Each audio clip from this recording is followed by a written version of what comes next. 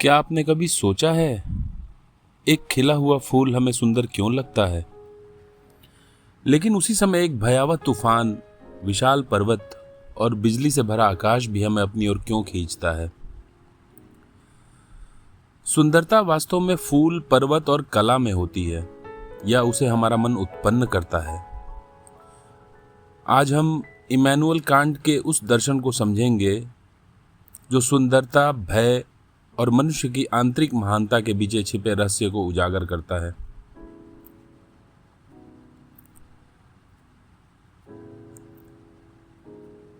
कल्पना कीजिए, आप एक पहाड़ की चोटी पर खड़े हैं। आपके सामने बर्फ से ढकी विशाल पर्वत श्रृंखलाएं हैं, नीचे गहरी घाटियां हैं, आकाश में काले बादल उमड़ रहे हैं, तेज हवा चल रही है और दूर कहीं बिजली चमक रही है। यह दृश्य सुंदर है, लेकिन साथ ही भयावह भी। आप उससे अपनी नजरें हटाना चाहते हैं, फिर भी हटा नहीं पाते।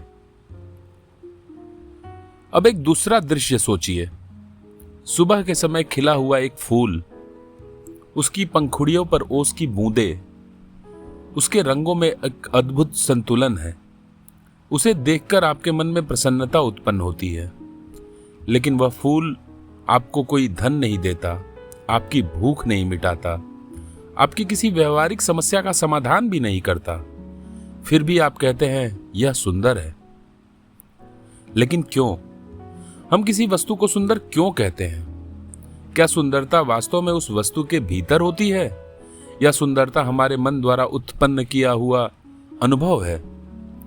क्या सभी लोगों के लिए सुंदरता का अर्थ समान होता है, और कुछ दृश्य हमें केवल सुंदर नहीं बल्कि विशाल, रहस्यमय और भयभीत करने वाले क्यों लगते हैं?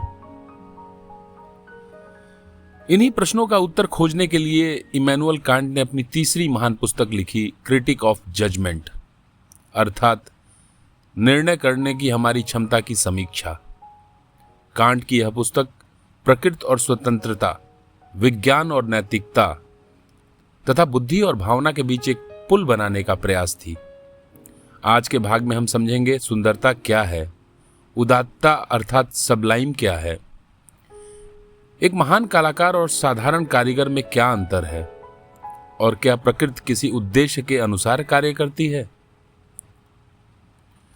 सुंदरता, उदात्तता और कला का रहस्य। कांट के अनुसार जब हम किसी वस्तु को सुंदर कहते हैं तो हम केवल उस वस्तु का वर्णन नहीं कर रहे होते हैं, हम अपने भीतर उत्पन्न होने वाली एक विशेष अनुभूति को व्यक्त कर रहे होते हैं। लेकिन यह अनुभूति सामान्य सुख से अलग होती है। मान लीजिए आपको मिठाई खाना पसंद है। आप कहते हैं यह मिठाई मुझे बहुत अच्छी लगती है। यह आपकी व्यक्तिगत पसंद है। किसी दूसरे व्यक्ति को वह मिठाई पसंद ना आए तो आप उससे यह नहीं कह सकते कि उसका निर्णय गलत है, क्योंकि स्वाद व्यक्तिगत होता है। लेकिन जब आप किसी सूर्यास्त को देखते हैं और कहते हैं यह सूर्यास्त सुंदर है, तब आपके कथन में एक अलग प्रकार की अपेक्षा छिपी होती है।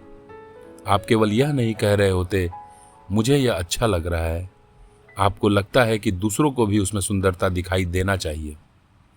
यहीं से कांट का पहला महत्वपूर्ण विचार सामने आता है। सुंदरता का आनंद निस्वार्थ होता है। कांट ने सुंदरता से मिलने वाले आनंद को डिसइंटरेस्टेड प्लेजर अर्थात निस्वार्थ आनंद कहा। इसका अर्थ यह नहीं कि हमें उस वस्तु में कोई रुचि ही नहीं होती। इसका अर्थ है हम उस वस्तु को प्राप्त करने, इस्तेमाल करने या उससे लाभ कमाने की इच्छा के बिना उसका आनंद लेते हैं। जब कोई व्यक्ति एक सुंदर चित्र देखता है तो वह उस चित्र से भोजन नहीं चाहता। जब वह किसी संगीत को सुनता है तो वह उससे कोई व्यवहारिक लाभ नहीं मांगता। जब वह खिले हुए फूल को देखता है तो आवश्यक नहीं कि वह उसे तोड़कर अपने पास रखना चाहता हो। वह केवल उसके अस्तित्व और उसके रूप का आनंद लेता है। यह आनंद इच्छा से मुक्त होता है, और इसलिए यह हमें कुछ क्षणों के लिए अपने निजी स्वार्थ से भी मुक्त कर देता है। कांट के अनुसार सुंदरता का अनुभव उस समय उत्पन्न होता है जब हमारी कल्पना और हमारी समझ एक प्रकार के स्वतंत्र खेल में प्रवेश करती है। हमारी कल्पना वस्तु के रंग, आकार, स्वर और संरचना को ग्रहण करती है। हमारी समझ उसमें व्यवस्था और सामंजस्य खोजती है, लेकिन उस समय हम वस्तु को किसी निश्चित वैज्ञानिक नियम या अवधारणा से बांधने का प्रयास नहीं करते। कल्पना स्वतंत्र रहती है, समझ उससे तालमेल बनाती है और इसी सामंजस्य में आनंद उत्पन्न होता है। यह ऐसा है जैसे हमारे मन की दो अलग शक्तियां अचानक एक ही लय में नृत्य करने लगे। न कोई निश्चित नियम, न कोई व्यवहारिक उद्देश्य, फिर भी एक अद्भुत संतुलन। उद्देश्य के बिना उद्देश्य पूर्णता। कांट ने सुंदरता को समझने के लिए एक अत्यंत रहस्यमय विचार दिया, पर्पजिवनेस विदाउट पर्पज, अर्थात उद्देश्य के बिना उद्देश्य पूर्णता। जब हम किसी सुंदर फूल को देखते हैं तो उसकी पंखुड़ियां, रंग और आकार हमें ऐसे दिखाई देता है मानो उन्हें विशेष सौंदर्यपूर्ण उद्देश्य से व्यवस्थित किया गया हो, लेकिन हम उस सौंदर्य का कोई निश्चित व्यवहारिक उद्देश्य नहीं बता सकते। फिर भी सब कुछ उचित स्थान पर दिखाई देता है। ऐसा लगता है मानो वह वस्तु हमारे मन की समझ के अनुकूल बनाई गई हो। सुंदर वस्तु में हमें व्यवस्था दिखाई देती है, लेकिन ऐसी व्यवस्था नहीं जिसे किसी सूत्र में पूरी तरह समझाया जा सके। हमें उद्देश्य पूर्णता का अनुभव होता है, लेकिन किसी निश्चित उद्देश्य का ज्ञान नहीं होता। यही सुंदरता का रहस्य है। क्या सुंदरता सबके लिए समान होती है? कांट मानते थे सुंदरता का निर्णय पूरी तरह वस्तुनिष्ठ नहीं है। सुंदरता कोई ऐसा गुण नहीं है जिसे हम लंबाई, वजन या तापमान की तरह माप सके, लेकिन सुंदरता केवल व्यक्तिगत पसंद भी नहीं है। जब हम कहते हैं यह चित्र सुंदर है, तो हम दूसरों की सहमति की अपेक्षा करते हैं। हम यह प्रमाणित नहीं कर सकते कि सुंदर क्यों है, फिर भी हमें लगता है कि हमारा निर्णय केवल निजी नहीं। कांट के अनुसार ऐसा इसलिए होता है क्योंकि सभी मनुष्य में कल्पना और समझ की मूल शक्तियां समान प्रकार से मौजूद होती हैं। इसलिए सुंदरता का अनुभव व्यक्तिगत होकर भी एक प्रकार की सार्वभौमिकता का दावा करता है। इसे कांट ने कहा अवधारणा के बिना सार्वभौमिकता। हम किसी गणितीय प्रमेय की तरह यह सिद्ध नहीं कर सकते कि कोई वस्तु सुंदर है, फिर भी हम दूसरों को अपने अनुभव में शामिल होने के लिए आमंत्रित करते हैं। शायद इसी कारण सौंदर्य हमें एक दूसरे के निकट लाता है। एक गीत, एक चित्र, एक कविता या प्रकृति का कोई दृश्य अलग अलग लोगों को एक साझा अनुभूति से जोड़ सकता है। सुंदर और उदात्त में अंतर। अब तक हम सुंदरता की बात कर रहे थे, लेकिन पहाड़, समुद्र, तूफान और अनंत आकाश जैसे दृश्य केवल सुंदर नहीं होते, वे हमें अपनी विशालता के सामने छोटा भी महसूस कराते हैं। कांट ने इस अनुभव को कहा सबलाइम। हिंदी में इसे उदात्तता या विराटता का अनुभव कहा जा सकता है। सुंदरता हमें शांत आकर्षण देती है। उदात्तता हमें पहले अस्थिर करती है, फिर हमारे भीतर किसी गहरी शक्ति का बोध कराती है। कांट ने उदात्तता को दो रूपों में समझाया। पहला, मैथमेटिकल सबलाइम, अर्थात गणितीय उदात्तता। यह अनुभव तब उत्पन्न होता है जब हमारे सामने कोई ऐसी विशालता आती है जिसे हमारी कल्पना पूरी तरह ग्रहण नहीं कर पाती। उदाहरण के लिए अनंत आकाश, तारों से भरा ब्रह्मांड, अथाह समुद्र या दूर तक फैली पर्वत श्रृंखलाएं।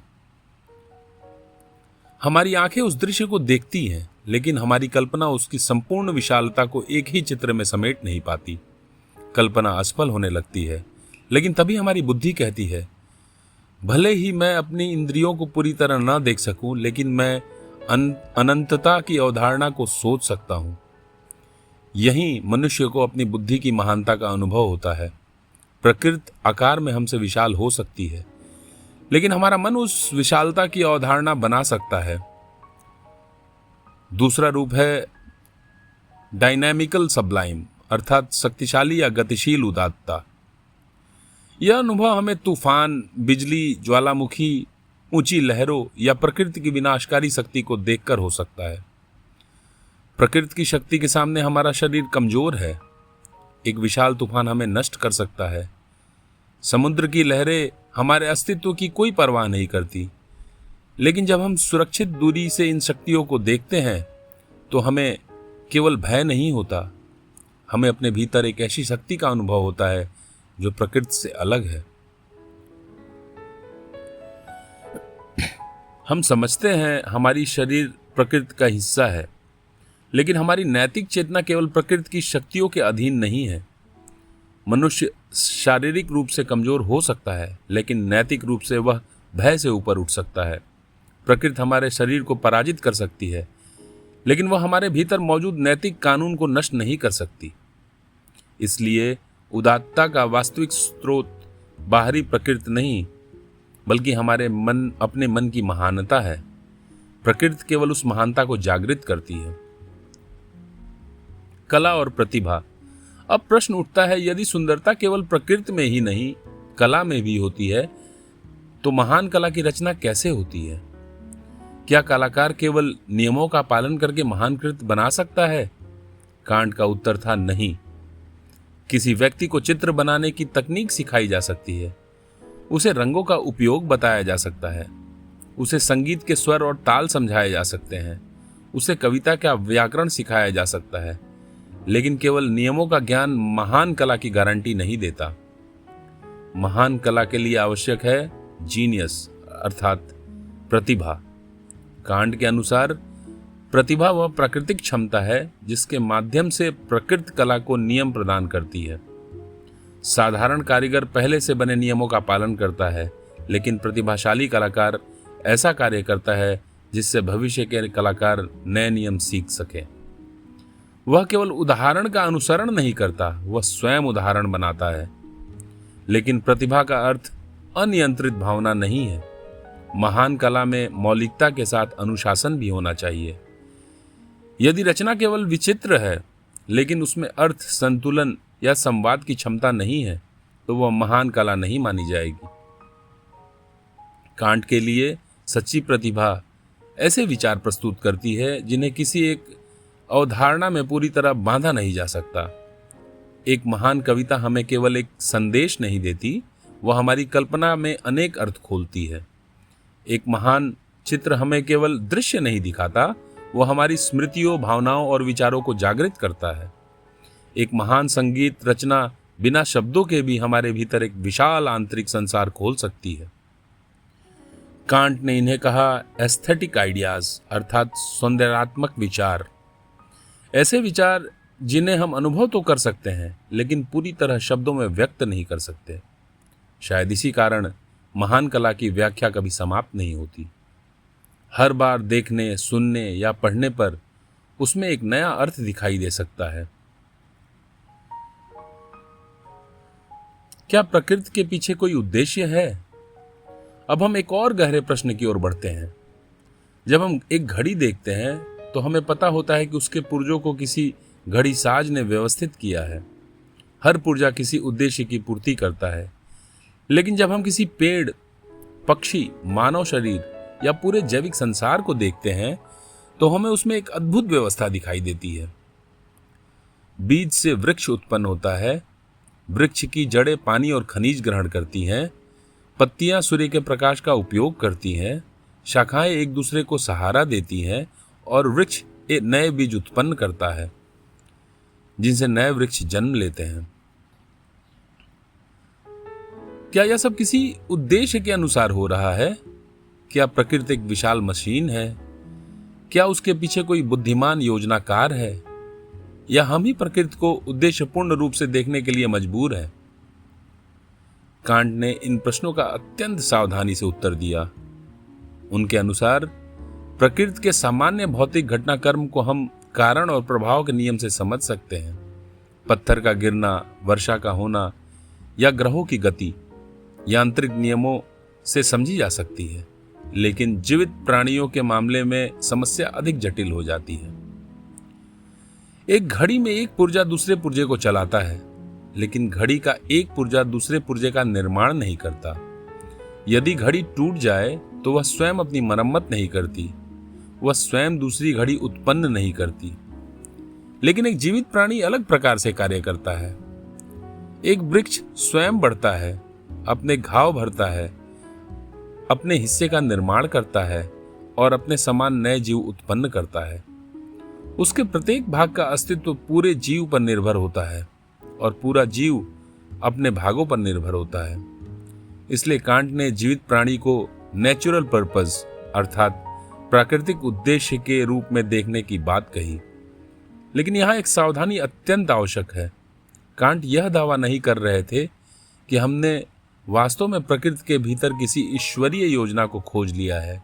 वे कह रहे थे, हमारी बुद्धि के लिए जीवित प्रकृति को समझने का सर्वोत्तम तरीका यह है कि हम उसे ऐसे देखें मानो उसके अंग किसी उद्देश्य के अनुसार व्यवस्थित हो, या मानो अत्यंत महत्वपूर्ण है।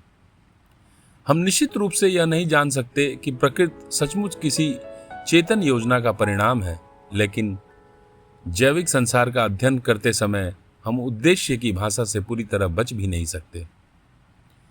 हम पूछते हैं, आंख किस कार्य के लिए है? फेफड़ों की भूमिका क्या है? पत्तियों की संरचना पौधों की सहायता कैसे करती है? इस प्रकार के प्रश्न जीवित संसार को समझने में हमारी सहायता करते हैं। लेकिन यदि हम इससे सीधे यह निष्कर्ष निकाल लें कि हमने ईश्वर के अस्तित्व का वैज्ञानिक प्रमाण खोज लिया है, तो हम अपनी ज्ञान सीमा को पार कर जाएंगे। यही कांट फिर हमें विनम्रता सिखाते हैं। हम प्रकृति की व्यवस्था पर विचार कर सकते हैं, उसके सौंदर्य और जटिलता से प्रभावित भी हो सकते हैं, लेकिन हमें अपने विचार और निश्चित ज्ञान के बीच अंतर बनाए रखना चाहिए।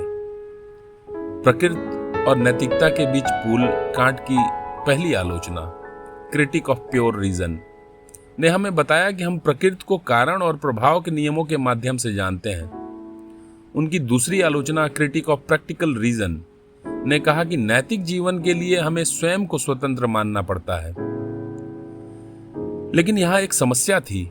प्रकृति के संसार में हर घटना किसी पूर्व कारण से बंधी दिखाई देती है, जबकि नैतिक संसार में मनुष्य स्वयं को स्वतंत्र मानता है। तो क्या प्रकृति और स्वतंत्रता दो पूरी तरह अलग संसार हैं? क्रिटिक ऑफ जजमेंट में कांट ने इन्हीं दोनों संसारों के बीच पुल बनाने का प्रयास किया। सौंदर्य का अनुभव हमें प्रकृति को केवल कठोर नियमों की मशीन के रूप में नहीं, बल्कि हमारे मन के अनुकूल एक सामंजस्यपूर्ण व्यवस्था के रूप में दिखाई देने लगता है। प्रकृति की उद्देश्य पूर्णता का विचार हमें यह सोचने की अनुमति देता है कि प्रकृति शायद नैतिक स्वतंत्रता के लिए पूरी तरह शत्रुतापूर्ण नहीं है। कांट यह सिद्ध नहीं करते कि प्रकृति और नैतिकता का अंतिम सामंजस्य वास्तव में मौजूद है, लेकिन हमारी निर्णय शक्ति हमें उस सामंजस्य की भावना पर विचार करने देती है।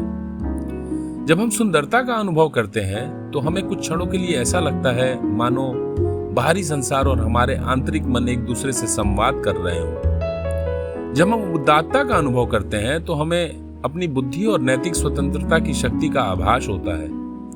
और जब हम जीवित प्रकृति का अध्ययन करते हैं तो हम उसे भागों के अंधे संग्रह के बजाय एक परस्पर जुड़ी हुई व्यवस्था के रूप में देखते हैं। इस प्रकार कांट की सौंदर्य दृष्टि केवल कला की चर्चा नहीं है, यह मनुष्य के संसार में स्थान की खोज है। विज्ञान हमें बताता है प्रकृति कैसे कार्य करती है, नैतिकता हमें बताती है हमें कैसे कार्य करना चाहिए, और सौंदर्य तथा निर्णय की शक्ति इन दोनों के बीच एक मानवीय पुल बनाती है। अब एक बार फिर उस पर्वत की कल्पना कीजिए जिसके सामने आप खड़े थे। वह आपसे विशाल है, उसकी शक्ति आपके शरीर से कहीं अधिक है। फिर भी आप उस विशालता को देखकर केवल असहाय नहीं होते, आपके भीतर एक ऐसी चेतना जागती है जो कहती है, मैं केवल प्रकृति का एक छोटा शरीर नहीं हूं, मैं ऐसा प्राणी हूं जो अनंतता के बारे में सोच सकता है, जो अपने भय को पहचान सकता है, जो सुंदरता का अनुभव कर सकता है और जो नैतिक रूप से सही निर्णय लेने की क्षमता रखता है। शायद इसी से मनुष्य की वास्तविक महानता है। वह ब्रह्मांड में सबसे विशाल वस्तु नहीं है, वह सबसे शक्तिशाली प्राणी भी नहीं है, लेकिन वह ब्रह्मांड की विशालता पर विचार कर सकता है। वह प्रकृति की सुंदरता का अनुभव भी कर सकता है। वह कला के माध्यम से ऐसे विचार व्यक्त कर सकता है जिन्हें शब्दों में पूरी तरह बांधा नहीं जा सकता, और वह अपनी सीमाओं को जानते हुए भी स्वतंत्रता, नैतिकता और अर्थ की खोज कर सकता है। कांट हमें नहीं बताते कि सुंदरता का रहस्य पूरी तरह हल हो गया है। वे हमें दिखाते हैं कि सुंदरता हमारे मन और संसार के बीच होने वाली एक अद्भुत मुलाकात है।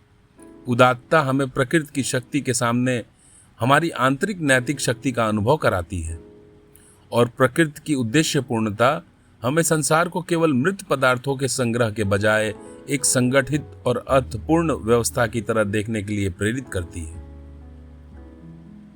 लेकिन अब एक अंतिम प्रश्न बाकी है। कांट के इन विचारों ने आधुनिक दर्शन को कैसे बदल दिया? उनके बाद आने वाले दार्शनिकों हेगेल, शोपेनहावर, नीत्शे और आधुनिक विचारकों ने कांट की सीमाओं को कैसे चुनौती दी? और क्या कांट का दर्शन आज भी कृत्रिम बुद्धिमत्ता, विज्ञान, नैतिकता और मानव स्वतंत्रता के प्रश्नों का उत्तर दे सकता है? इन प्रश्नों के साथ हम प्रवेश करेंगे इमैनुअल कांट श्रृंखला के अंतिम भाग में, जहां हम समझेंगे कांट की विरासत, उनकी आलोचनाएं और आधुनिक संसार में उनके दर्शन की प्रासंगिकता। तब तक एक प्रश्न अपने साथ रखिए। जब अगली बार आप किसी सुंदर दृश्य, महान कलाकृति या तारों से भरे आकाश को देखें, तो स्वयं से पूछिए, क्या सुंदरता उस वस्तु में है, या वह मेरे मन और संसार के बीच उत्पन्न होने वाली एक रहस्यमय संवाद है? धन्यवाद।